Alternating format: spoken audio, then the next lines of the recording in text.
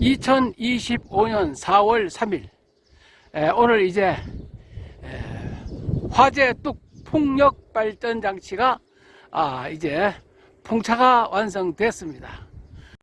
주님을 사랑하는 자, 예수 그리스도를 사랑하는 자는 주께서 모든 것을 가르쳐 주시고 주님이 우리에게 하신 말씀을 생각나게 하신다. 그래서 그 말씀대로 하면은 이렇게 물이 흘러가듯 작년 2024년 2월부터 지금까지 약 한 14개월 동안 이거를 풍차를 완성시켰습니다. 풍력 발전 장치가 회전하고 있습니다. 가까이 와도 이렇게 빨리 돌아가도 소음이 절대 없습니다. 이건 소음이 나지 않아서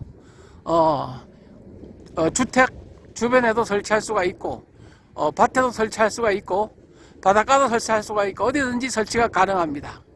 특히 이제 하천부지 같은데 그런데 해서 이렇게 바람이 약한 바람에도 날개가 넓기 때문에 이렇게 잘 돌아갑니다. 소음이 없기 때문에 너무 좋습니다. 이게 그래서 전자공학적으로 공진이라는 게 있는데 공진이 되지 않도록 특별히 설계를 했습니다. 그래서 앞으로 이걸 투자해 주시는 분들 또 같이 하실 분들을 제가 모집하고 기도하고 있습니다. 안녕하세요. 자, 오늘 우리가 함께 파헤쳐 볼 주제는 바로 풍력 터빈입니다. 우리 눈에 아주 익숙한 그 풍력 발전기 있잖아요. 근데 그 익숙한 모습 뒤에 사실은 꽤 놀라운 단점이 숨어 있다는 거 혹시 알고 계셨나요? 지금부터 한번 자세히 들여다보겠습니다. 맞아요. 이 거대한 흰색 날개들은 이제는 그냥 풍경의 일부처럼 느껴질 정도죠. 전 세계적으로 보면 깨끗한 에너지 또 지속 가능한 미래를 보여주는 하나의 아이콘이 된 지 오래입니다. 그런데 여기서 우리가 한번 질문을 던져봐야 합니다. 우리가 너무나 당연하게 생각하는 이 디자인이 사실은 개선할 점이 아주 많은 어쩌면 비효율적인 구조일 수도 있다면요? 바로 이 질문이 오늘 우리가 끝까지 파고들어야 할 핵심입니다. 자, 새로운 해결책을 보려면 일단 문제가 뭔지부터 알아야겠죠? 첫 번째 파트에서는요, 이 거대한 기존의 풍력 터빈들이 어떤 숨겨진 문제점들을 안고 있는지부터 한번 짚어보겠습니다. 멀리서 보면 정말 우아하게 돌아가잖아요.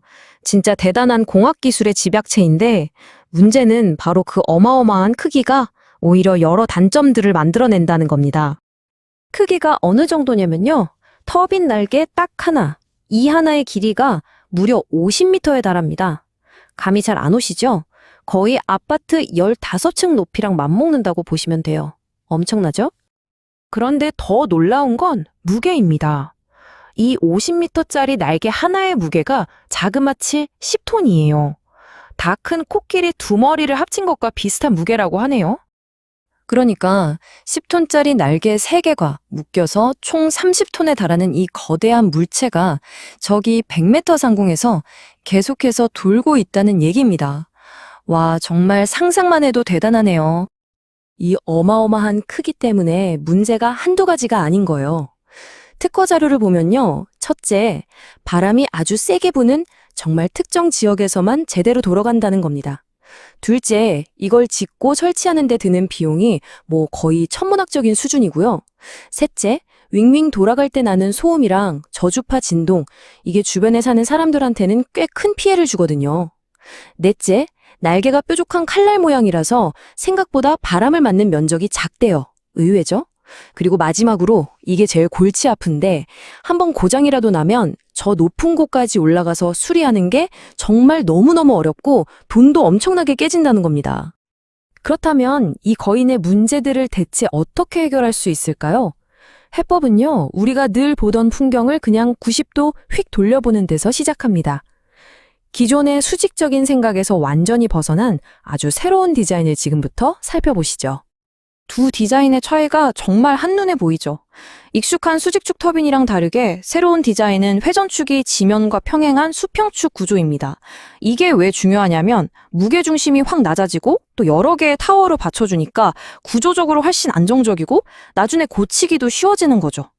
날개 모양도 보세요. 뾰족한 프로펠러가 아니라 네모난 프레임에 고정된 넓은 직사각형 형태입니다. 여기서 진짜 핵심은 바로 이거예요. 날개의 네 모서리가 전부 프레임에 단단하게 고정된다는 점. 그러니까 힘을 날개 혼자 받는 게 아니라 프레임 전체가 나눠서 받쳐주는 거예요. 덕분에 굳이 비싸고 무거운 특수 소재를 쓸 필요가 없어지는 거죠. 심지어 비닐이나 얇은 철판 같은 가볍고 싼 소재로도 충분히 튼튼한 날개를 만들 수 있게 됐다는 겁니다. 하지만 이 새로운 디자인의 가장 기발한 부분은 지금부터입니다. 바로 터빈이 거센 폭풍우 속에서도 스스로를 지켜내는 아주 영리한 기계장치에 대한 이야기거든요. 그 비밀의 이름은 바로 보조날개입니다. 뭐랄까, 주 날개 안에 달려있는 작은 문 같은 거라고 생각하시면 쉬워요.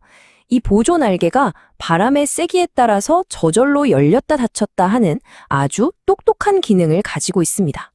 작동 원리는 진짜 놀라울 정도로 간단하면서도 우아해요.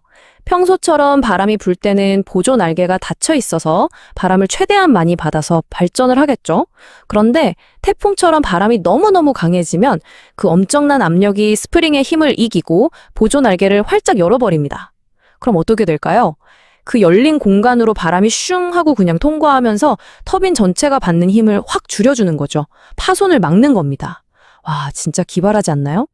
자, 그럼 이 모든 혁신적인 설계가 구체적으로 어떤 장점들을 가져올까요? 마지막 파트에서는 이 새로운 디자인이 가져다줄 실질적인 효과들을 한번 싹 정리해 보겠습니다. 이 디자인이 얼마나 똑똑한지 한번 보세요. 우리가 맨 처음에 얘기했던 문제들을 정말 하나씩 딱딱 맞춰서 해결합니다. 약한 바람 때문에 발전이 잘 안 되는 건 넓은 날개로 더 많은 바람을 잡아서 해결하고요. 폭풍이 불면 위험하다는 문제는 보조 날개가 알아서 압력을 빼주니까 안전하고요. 수리가 비싸고 어려웠던 건 지면과 가까운 수평 구조로 해결. 시끄러운 소음과 진동은 날개 크기를 조금씩 다르게 만들어서 공진 현상을 막는 방식으로 해결했습니다. 완벽하죠? 그리고 또 하나의 엄청난 장점이 남아 있습니다. 이 디자인은 모듈식이라서 확장이 아주 쉽다는 거예요. 이게 무슨 뜻이냐면 하나의 긴 수평축에다가 터빈 장치를 레고 블록처럼 계속해서 추가하기만 하면 된다는 겁니다. 발전 용량을 얼마든지 쉽게 늘릴 수 있다는 거죠. 이게 바로 특허 문서에 딱 명시된 발명의 효과를 요약한 문장입니다. 바람이 어느 쪽에서 불든 상관없이 약한 바람에도 잘 돌고 내구성은 훨씬 더 좋아졌다. 이 새로운 기술의 핵심 장점들이 바로 이 한 문장에 전부 담겨 있는 셈이죠. 오늘 우리는 풍력 터빈이라는 아주 익숙한 기술의 형태를 완전히 뒤집어 보는 아이디어를 살펴봤습니다. 어쩌면 에너지 문제의 미래는 이렇게 우리가 너무나 당연하게 여겼던 해법들의 모양 그 자체를 근본적으로 다시 생각하는 데서부터 열리는 건 아닐까요? 이 질문을 여러분께 남기면서 오늘 이야기 마치겠습니다.